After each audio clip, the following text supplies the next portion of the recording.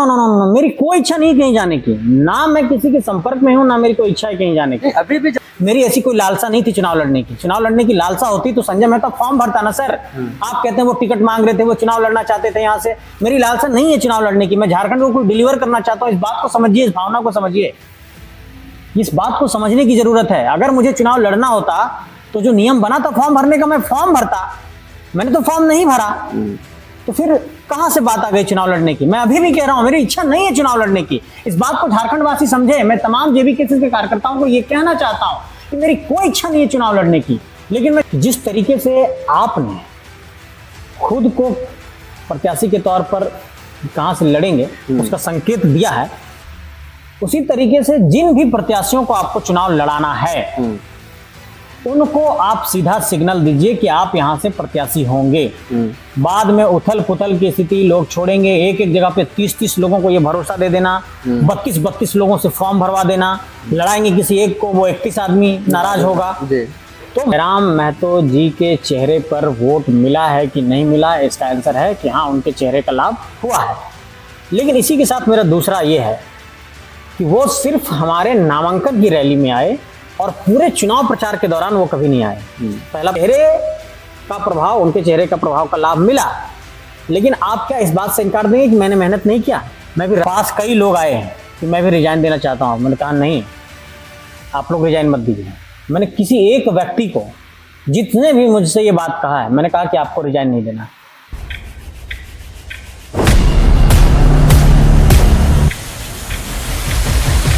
सभी को झारखंडी जोहार, नमस्कार। मैं यशवंत कुमार, आप देख रहे हैं बदलेगा झारखंड।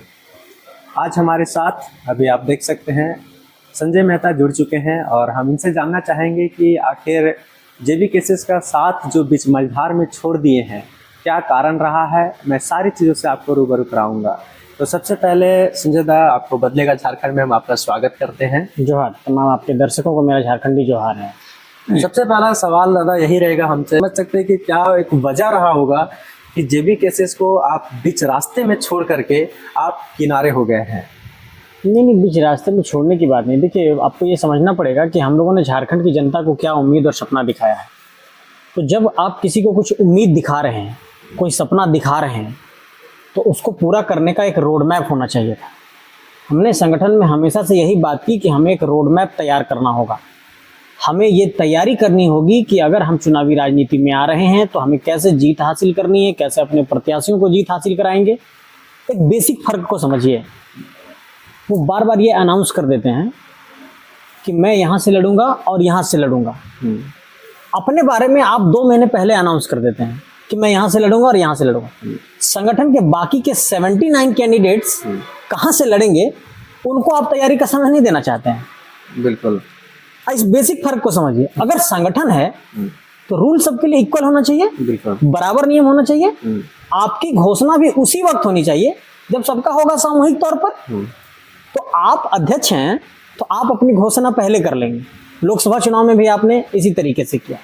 तो मैं ये कहता हूं कि सामूहिकता का भाव कब पूरा होगा? जब हमारे सभी साथी जीतेंगे तब ना हम कुछ कर पाएंगे झारखंड के अंदर, कि सिर्फ एक व्यक्ति से हम लोग कुछ कर लेंगे। ये पहला सवाल। दूसरा, कि जब झारखंड के लोगों को हम लोगों ने सपना दिखा दिया है, तो मैंने क्या कहा कि हम लोग नीतियों के आधार पर समाधान देना चाहते हैं। तो जो हम लोग नीति बनाना चाहते हैं, मैंने कहा था कि हम इंटेलेक्चुअल्स की एक टीम लाते हैं, तमाम प्रोफेसर्स के, IITians के, IIMs के और टिस के, XISS के लोगों को जुगाड़ करते हैं। तमाम जितने भी बुद्धिजीवी हैं सबको एक हम लोग ड्राफ्टिंग की एक कमेटी बनाते हैं और जनता को ये बताते हैं कि हम ये विस्थापन नीति लाएंगे, हमारी ये पुनर्वास की नीति रहेगी, इस पर हम लोग काम करेंगे, ये स्थानीय नीति का हमारा प्रारूप होगा। आज की तारीख में अगर पब्लिक के डोमेन में हम इन बातों को रखते प्रभावशाली तरीके से कि ये देखिए कागज के ये पन्ने और ये रही हमारी स्थानीय नीति, सरकार बनेगी तो ये हमारी स्थानीय नीति रहेगी, जनता के ऊपर प्रभाव पड़ता। हम क्या कर रहे हैं, एक जगह सभा किए, लोगों को बुलाए, आप आए, स्कॉर्पियो पे चढ़े, स्पीच दिए, फिर चले गए। दूसरी पार्टियां क्या कर रही हैं, वो इलेक्शन मोड में है, वो पन्ना प्रमुख बना रही हैं, वो एक बूथ कमेटी के पेज का एक प्रमुख बना रही है।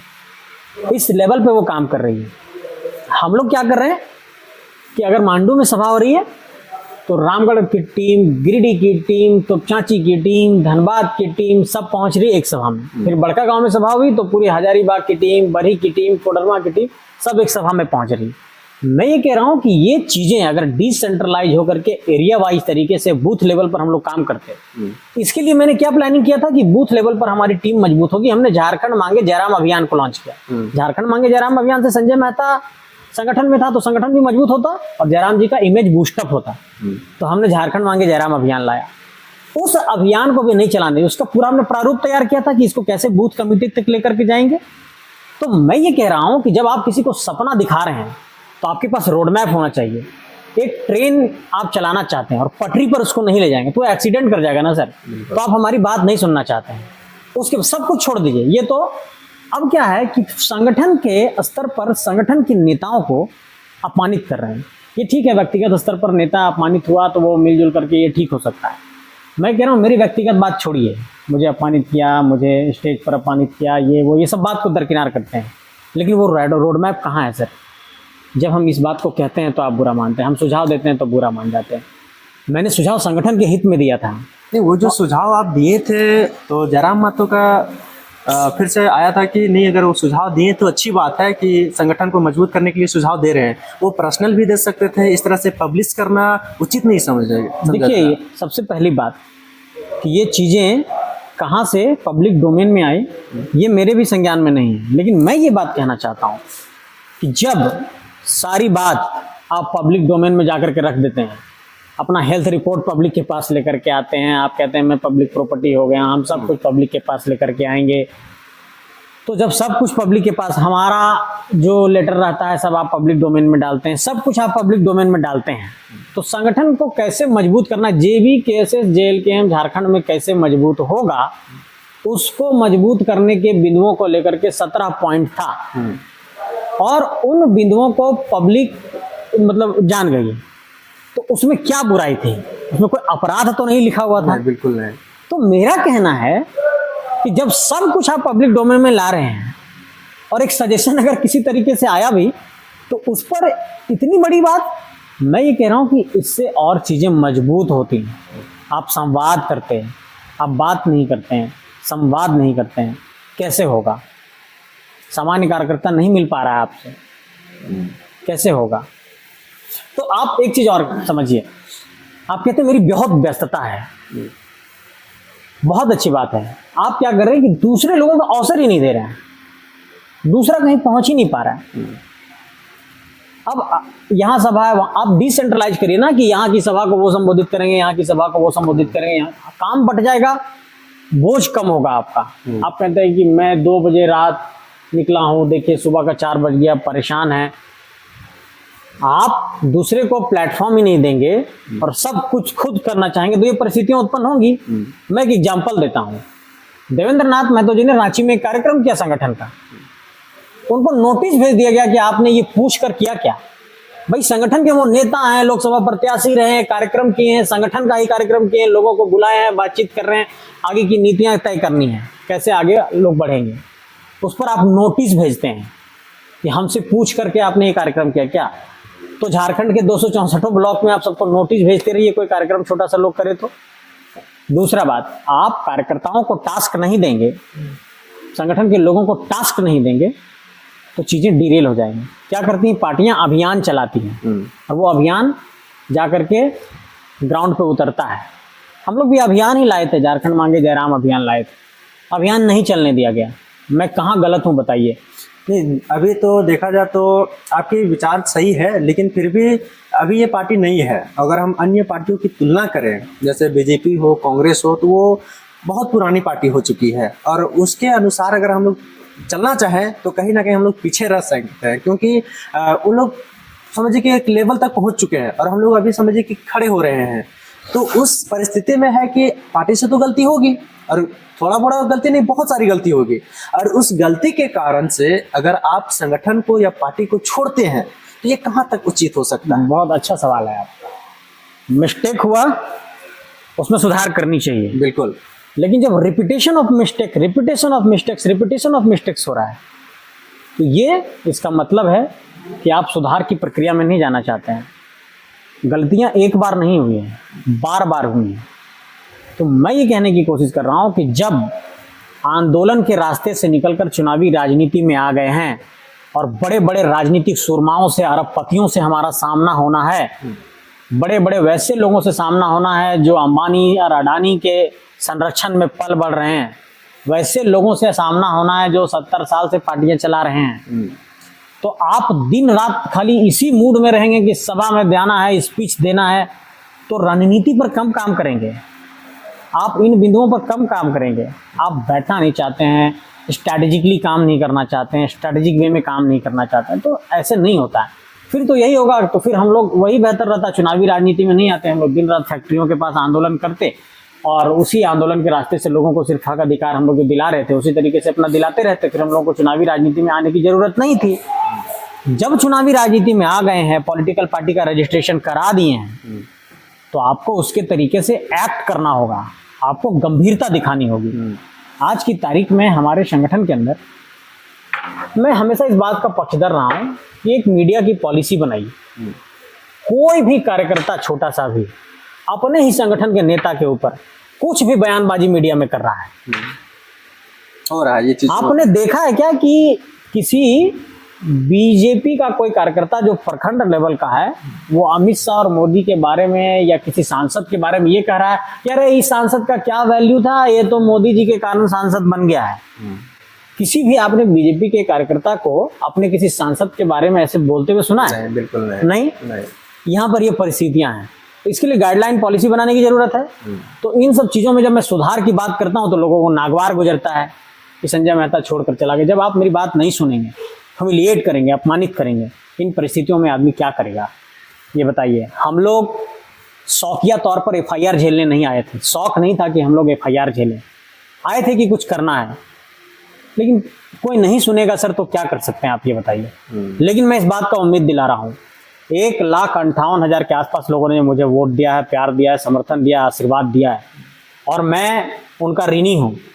उनका कर्ज खाया हमने, उनका नमक खाया है, और उनके कर्ज की अदायगी, उनके नमक की अदायगी, एक एक उनके प्यार और आशीर्वाद की अदायगी मैं करूंगा। और इस बात को मैं साबित करके दिखाऊंगा कि आपके लिए संघर्ष में कोई कमी नहीं आने देंगे, आपके लिए मैं संघर्ष अपना जारी रखूंगा, इस बात का विश्वास दिलाता हूँ। अच्छी है बात, आपने बहुत अच्छी बात बोली है कि मैं जो कर्ज, जो आप अभी समझिए कि आपके ऊपर एक कर्ज डाला गया है, या बोले कि कर्ज आपके ऊपर है, उसको आप पूरा करेंगे, कैसे पूरा करेंगे उसको? संघर्ष का जो रास्ता होता है वो कभी नहीं रुकता है। भारतीय राजनीति में भी आप देखिएगा, जेपी के आंदोलन से कई नेता निकले, वो बाद में संघर्ष किए, अलग अलग प्लेटफॉर्म पे कुछ लोग चले गए, अलग हुए, संघर्ष कर रहे हैं, उनकी अगली पीढ़ी अब अभी भी राजनीति में है। संघर्ष करेंगे, आने वाले भविष्य में कोई रास्ता तो तलाशना होगा जनता के बीच जाने का। 1,58,000 आप वोट लाए हैं, लोगों ने आपको इतना वोट दिया, समर्थन दिया, आशीर्वाद दिया। बहुत सारे लोगों का कहना है कि नहीं, वो जयराम महतो के चेहरे से उतना वोट मिला है। क्या ये सच में जयराम महतो के चेहरे पे आपको वोट दिया गया है, या फिर कोई आपकी भी कोई पहचान थी? चलिए इस सवाल का जवाब देता हूँ। पहला तो ये कि जो आपका सवाल है उस सवाल से मैं इत्तेफाक रखता हूँ। जयराम महतो जी के चेहरे पर वोट मिला है कि नहीं मिला है, इसका आंसर है कि हाँ, उनके चेहरे का लाभ हुआ है। लेकिन इसी के साथ मेरा दूसरा ये है कि वो सिर्फ हमारे नामांकन की रैली में आए और पूरे चुनाव प्रचार के दौरान वो कभी नहीं आए। पहला पहलू। दूसरा पहलू कि कोई भी केंद्रीय कमेटी से कोई भी एक प्रचारक मेरे चुनाव प्रचार में नहीं भेजा गया। तीसरा पहलू कि रामगढ़ मांडू की पूरी टीम जो हमको सहयोग कर रही थी, उसमें कई हमारे साथी गिरिडीह चले गए थे, हालांकि वहां के साथियों ने सहयोग किया। अब मैं ये कहना चाहता हूं कि अगर ये परिस्थितियां होती तो 8 सीटों पर ये परिदृश्य होता। 8 सीटों पर ये होना चाहिए था अगर चेहरे का प्रभाव है। लेकिन मैं फिर भी कह रहा हूं कि चेहरे का प्रभाव, उनके चेहरे का प्रभाव का लाभ मिला। लेकिन आप क्या इस बात से इनकार देंगे कि मैंने मेहनत नहीं किया? मैं भी रात रात भर जगा रहा, दिन दिन भर जगा रहा, 2-2 बजे रात तक हमने जनता के बीच जाकर के संपर्क किया है, रात के 11-12 बजे तक हमने सभाएं की है। और आप देखते होंगे चुनाव प्रचार के दौरान क्या हम लोगों की हालत थी। तो मैं ये कहना चाहता हूँ, संगठन मतलब सामूहिकता, और जब सामूहिकता के साथ कोई संघर्ष होता है तो उसका परिणाम सामने आता है। और ये जो 8.5 लाख के लगभग वोट आया है वो सामूहिकता के संघर्ष का परिणाम है।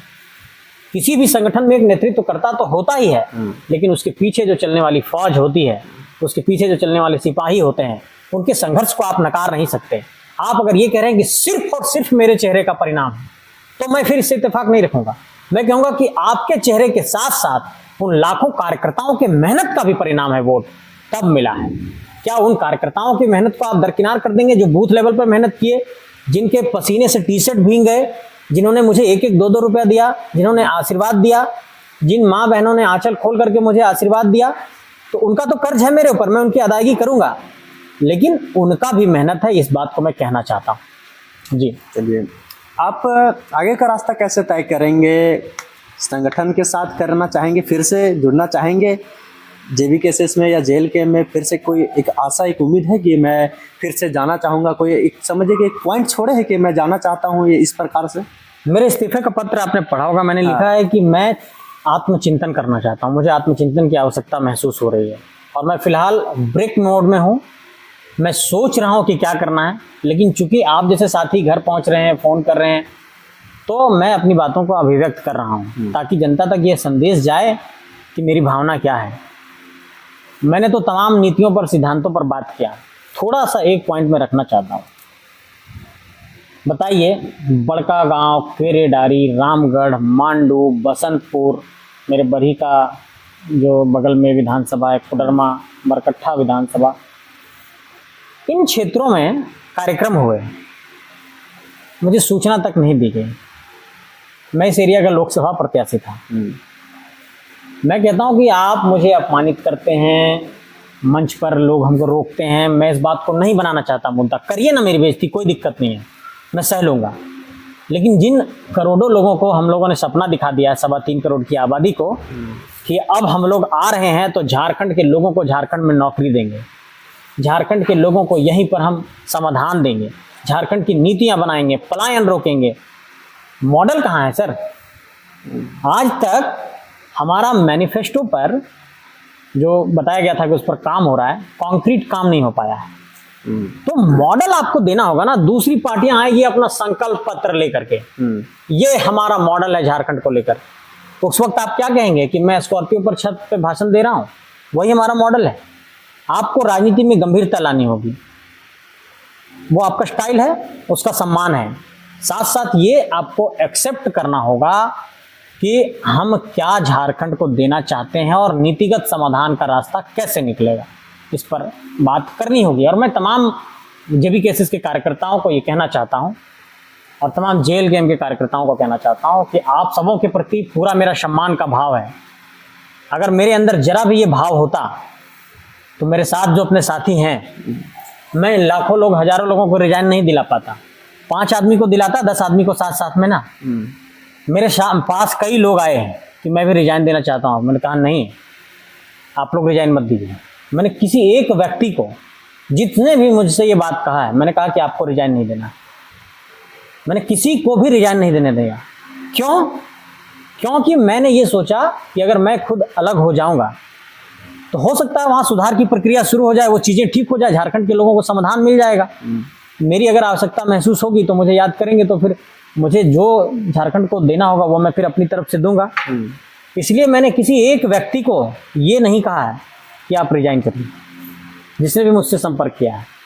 इसलिए इस बात को समझिए कि मैं चाहता हूं कि स्थितियां अनुकूल हो और झारखंड के लोगों को जो सपना दिखाए हैं वो सपना हम लोग पूरा कर सकें। यही मेरा कंसर्न है।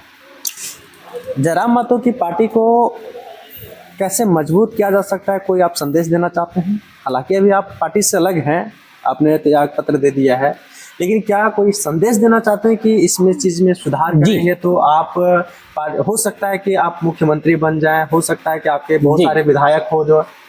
इसका सबसे बेहतर रास्ता ये है कि जिस तरीके से आपने खुद को प्रत्याशी के तौर पर कहाँ से लड़ेंगे उसका संकेत दिया है, उसी तरीके से जिन भी प्रत्याशियों को आपको चुनाव लड़ाना है उनको आप सीधा सिग्नल दीजिए कि आप यहाँ से प्रत्याशी होंगे। बाद में उथल पुथल की स्थिति, लोग छोड़ेंगे, एक एक जगह पे 30-30 लोगों को ये भरोसा दे देना, 32-32 लोगों से फॉर्म भरवा देना, लड़ाएंगे किसी एक को, वो 31 आदमी नाराज होगा। तो मैं ये कहना चाहता हूँ कि आप एकदम नौसीखे हैं ना, नौजवान लोग हैं, नए नए लोग आए हैं, कोई राजनीतिक पृष्ठभूमि नहीं है, 4 बार के एमएलए नहीं है, एमपी नहीं है, उनके पास करोड़ों रुपया नहीं है, सारे लोग नए नौजवान लोग हैं, तो उनको वक्त दीजिएगा ना सर कि चुनाव से 15 दिन पहले आप बोलिएगा, 20 दिन पहले अनाउंस करके। मेरा टिकट 28 या 29 दिन पहले अनाउंस हुआ, उनका अनाउंसमेंट कितना पहले था? बहुत पहले था कि गिरिडीह से लड़ेंगे। तो आप अपने लिए स्थितियां अनुकूल बना लेते हैं कि हम गिरिडीह से लड़ेंगे, 2 महीना पहले से अनाउंस है। आपके लोग कहां से लड़ेंगे वो अनाउंस नहीं होता है, तो आप प्रिविलेज लेते हैं। फिर इक्वालिटी लाइए ना, संगठन है तो उसमें समानता लाइए। अंबेडकर जी का संविधान हम सीने से रखते हैं, अंबेडकर जी तो यही बोले कि इक्वालिटी होनी चाहिए, समानता होनी चाहिए। तो आपके लिए विशेषाधिकार होगा। 2 महीने पहले आप सब कुछ अपने लिए आदर्श स्थिति बनाएंगे, अनुकूल स्थिति बनाएंगे, और हमारे लोग जो पसीना बहा रहे हैं वो कहाँ जाएंगे सर? ये बहुत मतलब पॉइंट करने की बात है। इन पॉइंट करने वाले बात को लोग नहीं समझेंगे। मेरे कई कार्यकर्ता साथी नहीं बोल रहे हैं कि कहीं सुप्रीमो नाराज हो जाएंगे तो हो सकता है हमको चुनाव नहीं लड़ने मिलेगा। मेरी ऐसी कोई लालसा नहीं थी चुनाव लड़ने की। चुनाव लड़ने की लालसा होती तो संजय मेहता फॉर्म भरता ना सर। आप कहते हैं वो टिकट मांग रहे थे, वो चुनाव लड़ना चाहते थे यहाँ से। मेरी लालसा नहीं है चुनाव लड़ने की। मैं झारखंड को कुछ डिलीवर करना चाहता हूँ। इस बात को समझिए, इस भावना को समझिए, इस बात को समझने की जरूरत है। अगर मुझे चुनाव लड़ना होता तो जो नियम बना था फॉर्म भरने का, मैं फॉर्म भरता। मैंने तो फॉर्म नहीं भरा, तो फिर कहां से बात आ गई चुनाव लड़ने की? मैं अभी भी कह रहा हूं मेरी इच्छा नहीं है चुनाव लड़ने की। इस बात को झारखंड वासी समझे। मैं तमाम जेबीकेसी के कार्यकर्ताओं को यह कहना चाहता हूं कि मेरी कोई इच्छा नहीं है चुनाव लड़ने की, लेकिन मैं झारखंड को कोई डिलीवर करना चाहता हूं। झारखंड के गरीबों विस्थापितों का मैंने दर्द देखा है, इसलिए इस बात को आपको समझना होगा। इन आंखों में ये जो दर्द झलकता है यूं ही नहीं है सर। ये हम लोग बहुत कुछ छोड़ करके आए हैं। माँ बाप सब परेशान रहते हैं कि क्या कर रहे हो ये दिन रात तुम लोग। इस बात को समझने की जरूरत है। चलिए, बहुत ही अच्छी बात कहा आपने कि जो आपका जो सपना है, जो आप सपना दिखाए हैं जो सारी जनता को, झारखंड की जनता को, आप उसको साकार करने में कहीं ना कहीं समर्थ होंगे। अभी जो आपकी जो लड़ाई है, हालांकि आप अपने आप से भी लड़ रहे हैं, आगे हो सकता है कि आपका कोई रास्ता अलग हो। झारखंड को जो सपना दिखाएं उसको साकार करने में, उसको पूरा करने में। बस एक आखिरी सवाल आपसे यही करेंगे कि अभी आप समय ले रहे हैं कि मुझे आत्मचिंतन की आवश्यकता है, जरूरत है, तो अगला कदम क्या होगा? क्या अन्य पार्टी में आप शामिल हो सकते हैं? मैंने सुझाव मंगाया है लोगों से, और आज मैं नंबर भी अपना जारी कर रहा हूँ एक सुझाव के लिए। पूरे प्रदेश स्तर पर पब्लिक से मैं एक सुझाव लूंगा, मुझे क्या करना चाहिए। जो मेजॉरिटी ऑफ द पीपल का अपना रिस्पांस होगा, मैं उसके तरफ जाऊंगा। मैं उस पर विश्वास करता हूँ कि क्राउड का जो विजडम है वो क्या सोचती है। तो मैं इसी तरफ जाना चाहूँगा कि जो एक बड़ा जनसमूह है, जो एक बड़ा झारखंडी जनमानस है, जो प्यार दे रहा है, जो लगातार अपना रिएक्शन दे रहा है, उनका क्या कहना है, उनकी भावना क्या है, और उसके बाद मैं अपने निर्णय की तरफ बढ़ूंगा। लेकिन इस मैं बात का पूरा भरोसा दिलाता हूं कि झारखंड की मिट्टी का कर्ज है हम लोगों के ऊपर। इसी मिट्टी ने हम लोगों का पाला है, पोसा है, बड़ा किया है, इसी मिट्टी ने पहचान दिया है। तो यहाँ के लोगों का कर्ज अदा करेंगे, और अपनी मिट्टी के लिए अगर शहादत देने की भी बारी आई तो संजय मेहता शहादत देगा, लेकिन अपनी मिट्टी के लिए समझौता नहीं करेगा। इस बात का विश्वास दिलाना चाहता हूँ। चलिए, मतलब आपका एक पूरा समझिए कि जनता जो डिसीजन देगी, जो समूह, जो मतलब कि एक जनसैलाब कह सकते हैं कि जो निर्णय देगी, आप उस निर्णय पे कायम रहेंगे। जी जी। अपना कोई समझिए कि कोई पक्षपात नहीं है, मतलब अपना कोई अपना समझिए कि कुछ नहीं है कि हम इस पार्टी में जाने वाले हैं, इस party no no no no no, मेरी कोई इच्छा नहीं कहीं जाने की। ना मैं किसी के संपर्क में हूँ, ना मेरी कोई इच्छा है कहीं जाने की। अभी भी जनता चाह रही है कि आप ज्वाइन करें फिर से जेबीकेसी को, क्योंकि अभी बहुत सारे तमाम दर्शक, जो तमाम जनता जो है ना, आपसे प्रेम करते हैं। और यहाँ तक कि बहुत सारे कार्यकर्ता भी जो हैं जेबीकेसी के जेल कैंप के कार्यकर्ता भी है कि आपके विचार से, आपकी बातों से बहुत ही समझिए कि सीखते हैं, और यहाँ तक होता है कि प्रभावित भी होते हैं। आपके विचार जो होते हैं बहुत ही सराहनीय होते हैं। तो आपके विचार से जब इतने सारे लोग प्रभावित हैं, इतने सारे जनता प्रभावित है, और ये जनता मांग भी रही है कि नहीं, संजय मेहता को ऐसे नहीं जाना चाहिए, तो क्या ये सारी बातें अभी आपको और भी बातें सुनने के लिए चाहिए? क्या इतना में डिसीजन लेना आपके लिए सही नहीं? तो ये मैं पता करूंगा ना कि ये कौन लोग कह रहे हैं किससे, क्योंकि मैं तो लगातार, मतलब मेरा फोन लगातार बज रहा है, लगातार मेरा मतलब व्हाट्सएप पूरा मैसेज से भर गया है, पूरा फेसबुक का इनबॉक्स भर गया है, कॉल्स लगातार आ रहे हैं रात के 3-3 बजे तक, सुबह के 4 बजे से कॉल शुरू है, मतलब दिन भर लगातार कॉल आ रहा है। तो इसमें मैं लोगों से लगातार बात भी कर रहा हूँ, लोगों से उनका फीडबैक भी ले रहा हूँ, हालांकि ये बात सही है कि काफ़ी लोगों ने मुझसे कहा है कि आप वापसी करिए लेकिन देखता हूँ कि क्या कुछ परिस्थितियाँ बनती हैं। फिलहाल मैं चिंतन कर रहा हूँ। चलिए ठीक है, बहुत बहुत धन्यवाद। तो आप देख सकते हैं बातें में बहुत सारी कुछ बातें हुई और इस बात में निर्णय यही निकलता है कि ये सारी निर्णय पूरा जनता के ऊपर संजय मेहता छोड़ देते हैं। आगे क्या होगा, क्या कदम उठाएंगे, यह देखने लायक होगा। तो हमारे साथ जुड़े रहें। कैमरामैन बाबू यशवंत के साथ मैं यशवंत कुमार, धन्यवाद।